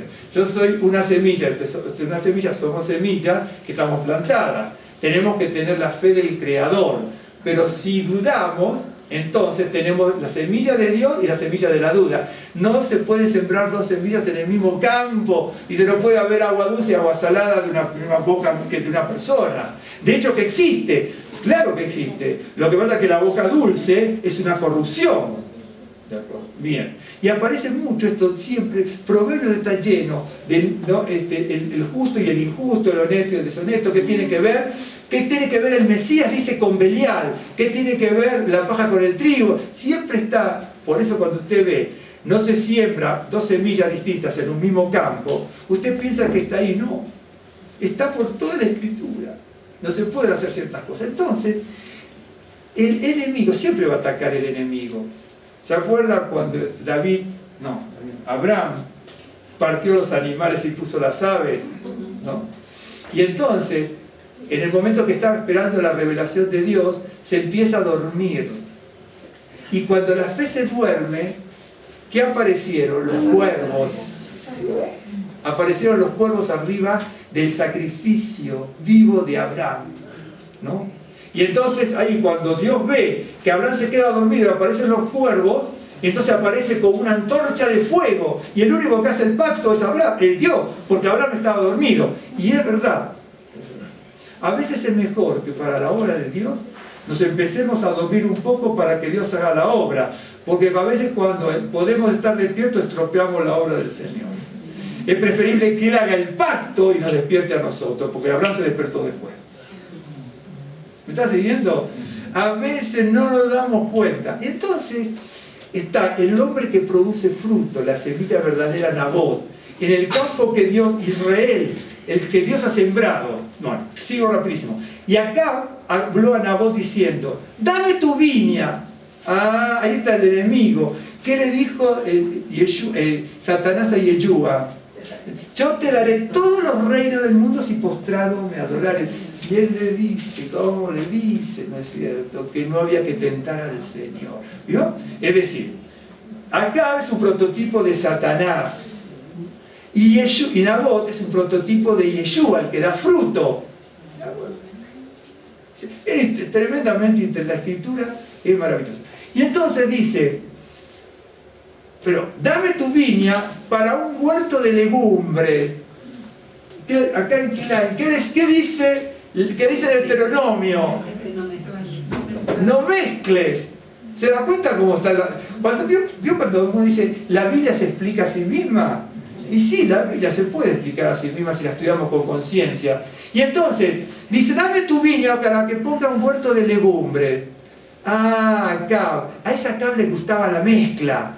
No importa, Benadab era un tipo, si usted lo ve en la historia universal y ve los libros de historia, ¿no es cierto? O búsquelo por internet y le va a dar la historia de Benadab, ¿no es cierto? Va a ver que eran personas importantísimas en su época. Entonces, acá, ¿qué le importaba si era pagano o no pagano? Este es un hombre importante, ahora lo vencí, lo voy a tener como súbdito vasallo, tú eres mi hermano, lo que fuese. Acá le gustaba la mezcla, Bien, ahora sí leo rapidísimo, si no. Y entonces, dice, dame tu viña para un huerto de legumbres, porque está cercana a mi casa. Y yo te daré por ella otra viña mejor que esta. ¿Se acuerda? ¿No es cierto? Qué bárbaro, con Moisés también pasaba lo mismo, ¿no es cierto? Qué bueno. En definitiva, Dios le dice, ¿no es cierto? Yo te voy a poner sobre tu pueblo mejor, ¿no es cierto? Como una mezcla, ¿no es cierto? Miren lo que le estaba tentando Dios, ¿no? Y dice, no. Dice, si tú no sacas al pueblo de Israel, sácame del libro de la vida. Qué bárbaro, ¿no? Qué bárbaro. Entonces, miren cómo tienta Satanás a través de acá a Nabot, que es un personaje prototipo del hombre que da fruto en el terreno, y Israel, que es lo que Dios siembra o ha sembrado. Y Nabot respondió acá, guárdeme Adonai, de que yo te dé la heredad de mis padres. ¿Vio? Hay que proteger la edad, porque dice, esta será tu descendencia, y en esa descendencia viene la heredad de los padres. Como, bueno, Abraham le dijo, esta será tu descendencia, tu simiente. Y entonces él te guardaba su descendencia, la heredad de los padres. Y vino acá a su casa triste y enojado por la palabra de Nabot de Jezreel. Nabot de Jezreel significa el fruto en el terreno que Dios planta. Eso significa Nabot de Jezreel. Fruto en el terreno que Dios planta. Yo te daré la heredad, diciendo, yo te daré la heredad de mis padres, y se acostó en su cama y volvió su rostro y no comió. Vino a él su mujer Jezebel. Este Jezebel o Jezabel es una palabra muy compleja de traducir, muy compleja, porque viene del sidonio y en hebreo está con palabras hebreas, y Sebel podría ser podría ser sin, y Sebel que significa sin cohabitación, la que no está exaltada, etc., ¿no? Y también, si uno lo ve como palabra extranjera, Bel significa Bel del Dios, y significa dónde está Bel o este tipo de cosas, pero es una palabra muy compleja, verlo desde el idioma original o verlo desde el hebreo, pero es así. Y le dijo, ¿por qué está decaído tu espíritu y no comes? Acab respondió, porque hablé con Nabot de Jezreel y le dije que me diera su viña por dinero. ¿Vio? La viña por dinero. O que si más quería le daría otra viña por ella. Te voy a dar otra viña. No la viña es de Dios. Bueno, deja esa viña y te voy a dar otra viña, otras cosas. Vio lo que es la corrupción y la corrupción. Vio cuando escuchamos esto, aquello, lo otro, de más allá. Gente que le decía a uno, sí, porque la escritura esto, la escritura lo otro. No, porque mira, aquello pida lo demás. Yo tengo la palabra de Dios y cuando uno tiene la palabra de Dios no lo mueve nadie, cuando uno tiene la verdadera palabra. Y sigo leyendo rapidísimo, mire, rapidísimo entre comillas, ¿no? Dice, él respondió porque hablé a Nabot de Jezreel y le dije que me diera su viña con dinero, sino que más quería, le daré otra viña por ella. Y él respondió, yo no te daré mi viña. Y su mujer Jezabel le dijo, ¿eres tú ahora rey sobre Israel? Levántate, come y alégrate, yo te daré la viña de Nabot de Jezreel.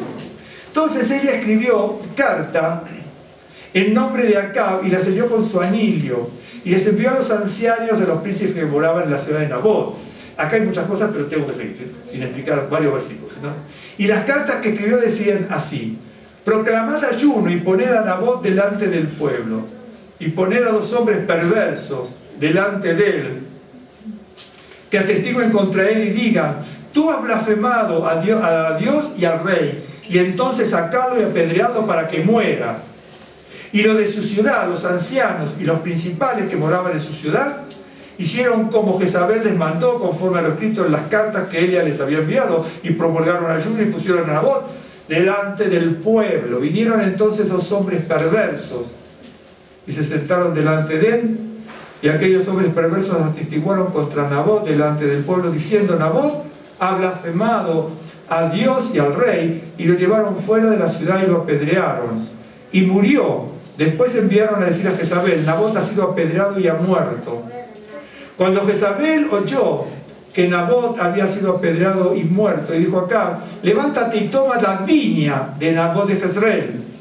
Es decir, toma el fruto de la tierra que da fruto, ¿no es cierto? Que esa planta, que no la quiso dar por dinero, porque Nabot no vive, sino que ha muerto, ¿no es cierto? Esto es muy parecido a lo que el salmo que cantamos antes, ¿no es cierto?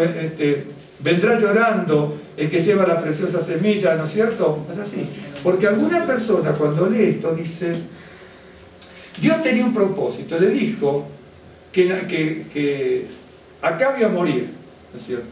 Porque estaba haciendo mezclas, quería juntar al pueblo de Israel del norte con los extranjeros, estaba haciendo una mezcla, y ahora está tomando la viña de Nabot, haciendo una peor mezcla, está queriendo sacar la identidad hebrea, israelita hebrea, ¿no es cierto? No judía, porque hasta ese momento no era judía, la identidad hebrea e israelita, para ponerlo en otra viña, ¿de acuerdo?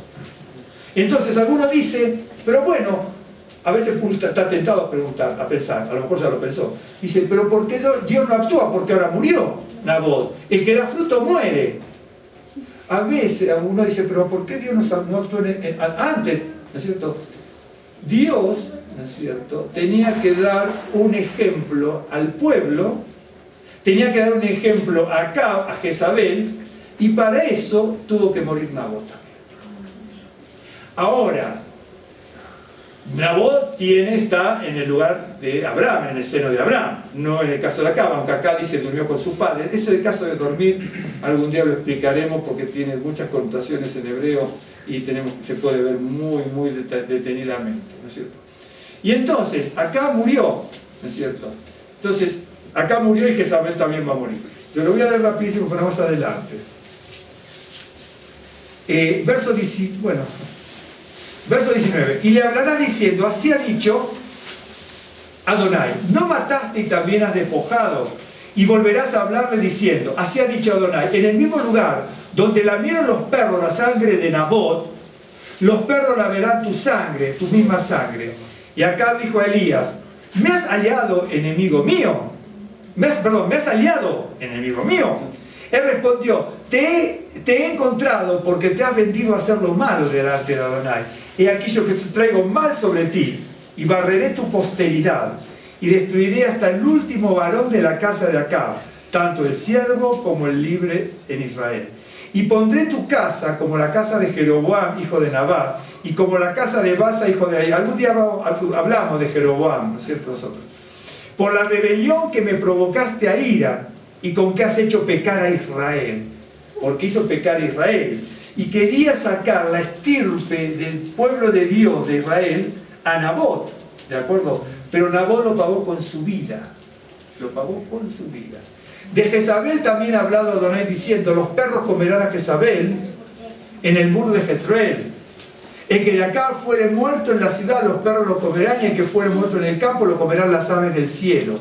A la verdad ninguno fue como Acab, que se vendió para hacer lo malo ante los ojos de Adonai, porque Jezabel su mujer lo incitaba. Él fue en gran manera abominable, caminando en pos de los ídolos, conforme a todo lo que hicieron los amorreos, a los cuales lanzó Adonai de delante de los hijos de Israel. Por supuesto faltan una tonelada, no, muchos pasajes para entender lo que dice aquí. ¿De acuerdo? Él hizo corromper al pueblo de Israel del norte, y a este Nabot le quería perder su identidad hebrea, ¿sí? Y sucedió que cuando Acab oyó estas palabras, rasgó sus vestidos y puso cilicio sobre su carne, ayunó y durmió con cilicio y anduvo humillado. En el pasaje, cuando fue lo de la guerra, no dice todo esto, sino simplemente dice, se quitó pronto la venda. No, este no está aquí, este solamente, no dice, no tengo aquí, no dice tantas cosas, se había arrepentido, acá dice, ¿no? Se fue triste y enojado y llegó a Samaria cuando se encontró con Nabal. Eso, triste y enojado. Pero aquí, cuando ya le están anunciando la muerte categóricamente, dice, Dios le dice, ¿no has visto cómo Acab se ha humillado delante de mí? Pues por cuanto se ha humillado delante de mí, no traeré el mal en sus días. En los días de su hijo traeré el mal sobre su casa. Qué misericordioso es Dios. Pero qué tremendo. Para este ejemplo, tiene que permitir el sacrificio de Nabot, del que da fruto. ¿Vio? Para que se cumpla esto, tiene que permitir el sacrificio. Y así Yeshua muere por todo, ¿no es cierto? ¿Muere para qué? Para que haya un fruto posterior, ¿no? Siempre es así. Entonces, bueno, después van a morir, pero les voy a mostrar algo, termino con, me encantaría leerlo. Voy a leer en Segunda de Reyes, Segunda de Reyes, bien, 9. Ahí, a usted, bueno, hay otros pasajes que teníamos que haber leído. Tiene que leer el capítulo, parte del 8, capítulo 9, ¿sí? Todo el capítulo 9. ¿Se acuerda que Jehú tiene que matar a los hijos de Acab? Jehú tiene que matar a los hijos de Acab. Una vez que los mata, la historia es larguísima, pero es maravillosa. Lo que tenemos que tener presente es no perder el hilo de esto, ¿no? Que Nabot, estamos hablando de la mezcla. Y la mezcla aparece por todos lados, ¿no es cierto? ¿Se acuerdan cuando Jeremías le dice que ellos se vuelvan a ti, pero tú no te vuelvas a ellos? Es decir, no mezcles las semillas. Tú tienes la palabra de Dios, Jeremías, tu pueblo no la tiene porque no te escucha. Tú no te vuelvas a ellos, que ellos se vuelvan a ti, pero no mezcles las semillas. Lo va a encontrar por todos lados, lo de no mezclar las semillas, por todos lados. Nada más a veces hay que saber desentrañarlo. No es difícil, es cuestión de leer y tener paciencia, ¿no? Buscar que Dios lo guíe a uno.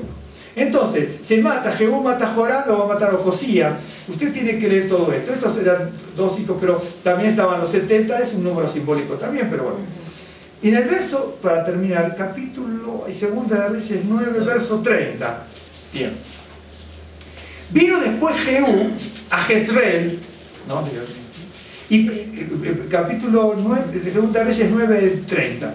Vino después Jehú a Jezreel, y cuando Jezabel lo oyó, se pintó los ojos con antimonio, ya había muerto el otro, ¿no? Y atavió su cabeza y se asomó a una ventana. Bien. Y cuando entraba Jehú por la puerta, Elia dijo: ¿sucedió bien a Zimri que mató a su señor? Bueno, alzándole entonces su rostro, bien. No sé si lo pesqué aquí, pero capaz que no entendió ni de qué se trata esto, ¿no? Bien. Para entender esto de Zimri, tiene que leer Primera de Reyes 16, del 8 al 20, si no, no lo va a entender esto. Esto es un sarcasmo terrible antes de la muerte. Jezabel era maliciosa e irónica hasta el último segundo de su vida. Porque este Zimri ya había muerto. Él había usurpado el trono, vivió 7 días nada más, y después se incendió su casa y se murió, ¿no es cierto? Bien. Y lo que le está diciendo, le dice: mira, era irónica, era malvada hasta el final, en vez de arrepentirse, mira, le dije, ¿no? Primera de Reyes 16, 8 a 20. ¿Vieron los pasajes de la Biblia cuando tiene esto? Esta es una frase irónica terrible de la morbosidad que tenía Jezabel. Este Zimri había usurpado el reino, un reino. Y entonces, luego tiene que seguir toda la historia, y reina 7 días, y luego incendia la casa y se muere.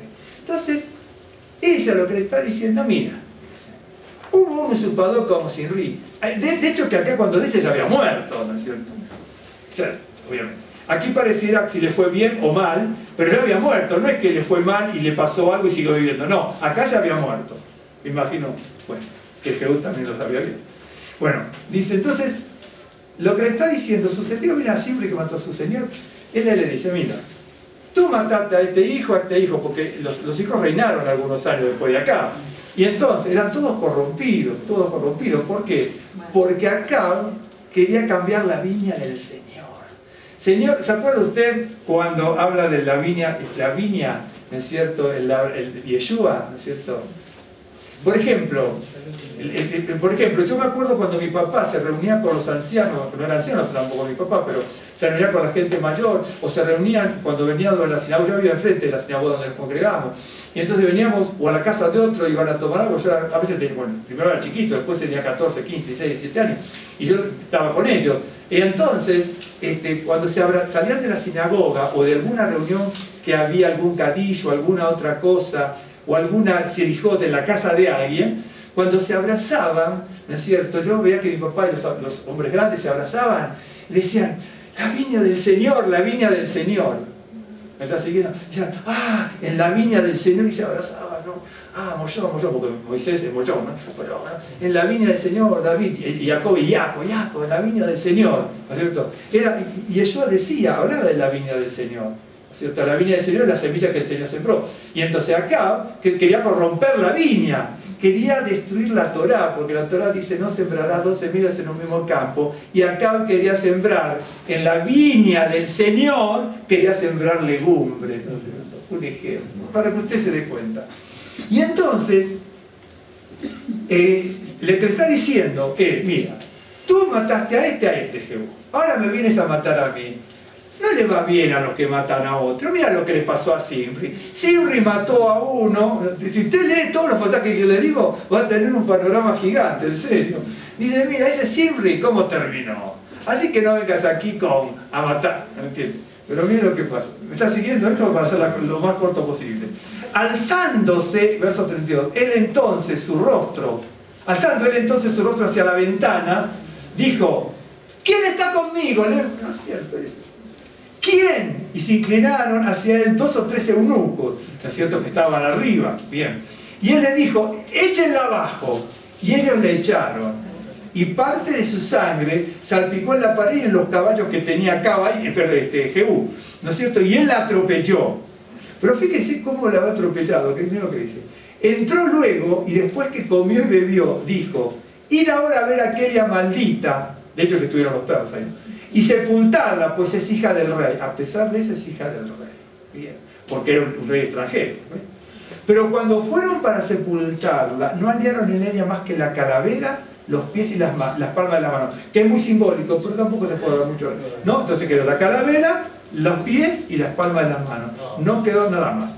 Y volvieron, se lo dijeron, y él dijo: esta es la palabra de Dios, la cual él habló por medio de su siervo Elías Tishbita, diciendo: en la heredad de Israel comerán los perros la carne de Jezabel. Y el cuerpo de Jezabel será como estiércol sobre la faz de la tierra en la heredad de Jezreel, de manera que nadie puede decir, esta es Jezabel. Es decir, cuando se destruye la maldad es que es irreconocible y no es apetitosa, ¿no es cierto?, para los que la puedan tener, para que la puedan apetecer. Con esto vamos terminando. La Biblia dice, no sembrarás dos semillas en un mismo campo. Y si hubiéramos ido a la agricultura, hubiésemos hablado de otra cosa. Pero en realidad, la Escritura está hablando más de remes. La Escritura por sí sola tiene remes, ¿no es cierto? Dice, mire, les digo esto, para que usted vea la mezcla. Isaías, hay docenas, Isaías 29:13. Dice pues el Señor, Adonai, porque este pueblo se acerca a mí con su boca y con sus labios me honra, pero su corazón está lejos de mí y su temor de mí no es más que un mandamiento de hombres que les han sido enseñados. ¿Es lo que está diciendo Isaías? El pueblo de Israel, en vez de conocer la palabra, tiene mandamientos humanos para alabar a Dios, en vez de alabar con la palabra. Por eso, aparte, por eso cantamos casi todo lo que es la palabra textual de la Biblia, y de hecho que la Selijot también. La Selijot son todos extractos de lo que es la palabra del Señor. Vamos a hacer entonces una oración. Avinu Malkeinu, Padre nuestro, Rey nuestro, Creador del cielo y de la tierra, Eloheinu Elohei Avotenu, Dios nuestro, Señor Dios de nuestros padres, te damos gracias por este momento que compartimos, por el reposo que viene de lo alto.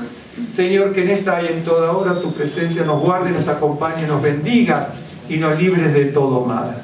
Señor, levantamos tu presencia en alto, clamamos a tu misericordia, postramos nuestra cerviz en el altar de tu presencia, en el lugar santísimo, para suplicar bendición de los cielos sobre nuestras vidas, sobre nuestros hogares y familias y sobre nuestra queidad. Tú eres el que abre puertas, Señor, y abre caminos, fuentes de bendición y de abundancia, quitando todo lo malo. Queremos en esta hora que desnudes tu brazo de poder, desnudes tu brazo de poder, desenfundes tu espada poderosa y destruyes toda maldad e impiedad que se haya querido volver sobre nuestras vidas, destruye toda maldad e impiedad que se haya querido volver sobre nuestros hogares, sobre nuestras familias y sobre nuestra congregación, Señor. Bendito sea tu nombre. Envíanos de tu shalom, de tu reposo. Envíanos de la unción de tu Ruach HaKodesh, la sabiduría de lo alto, y envíanos, Señor, de las capacidades que necesitamos.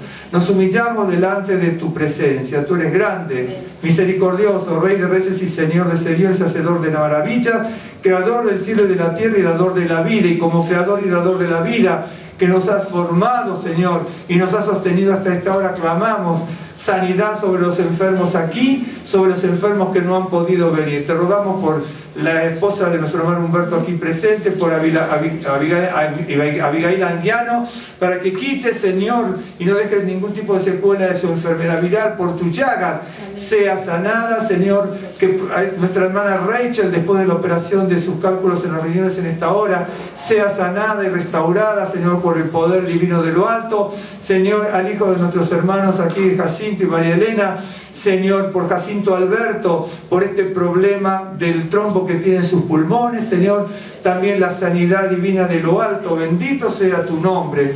Te rogamos también por el hermano de nuestro hermano Zúñiga, por Ramón Zúñiga, Señor, por sus problemas, Señor, de su pulmón, Señor, en esta hora, que le han decretado aparentemente cáncer de pulmón. Queremos que haya una sanidad plena y completa.